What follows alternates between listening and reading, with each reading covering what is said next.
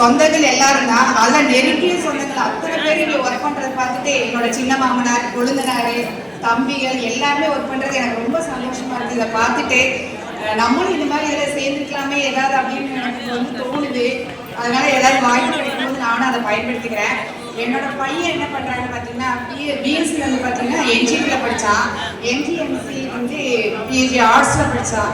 இப்போ அவன் வந்து ஒர்க் பண்ணுறது சன் டிவி நியூஸில் வந்து அட்மினிஸ்ட்ரேஷன் அண்டு ரிப்போர்ட்டராக ஒர்க் பண்ணிட்டு இருக்காரு. அதாவது என்னோட பையனை பற்றி நானே எல்லாருமே சொல்கிற மாதிரி தான், ரொம்ப நல்ல பையன். அது கொஞ்சம் இவர் கூட சொல்லுவார், செல்ஃப் கான்ஃபிடென்ட் ரொம்ப நிறைய இருக்கு அவங்ககிட்ட. செகண்ட் பார்த்தீங்கன்னா என்னோட சொந்தங்கள் எல்லாருமே நீங்கள் தான். அதில் வந்து ஒவ்வொருத்தரும் வந்து எல்லாரும் வரதட்சணை கேட்குறது நிறைய கம்யூனிட்டியில் நான் பார்த்துருக்கேன். இவ்வளோதான் வேணும் அப்படின்னு டார்கெட் பண்ணியே கேட்பாங்க.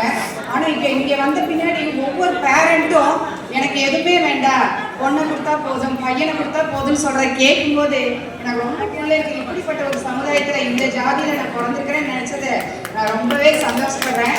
என்னோட ஊர் வந்து மதுரை பக்கத்தில். மேரேஜ் பண்ணதை கோயம்புத்தூர் நீலம்பூர். இவர் என்னோட சின்ன மாமனார் தான். அவங்க எங்கள் கொழுந்தனார் 3 பேர், அப்புறம் முருகேஷ் கண்ணாடி, இவங்க எல்லாருமே இருக்காங்க.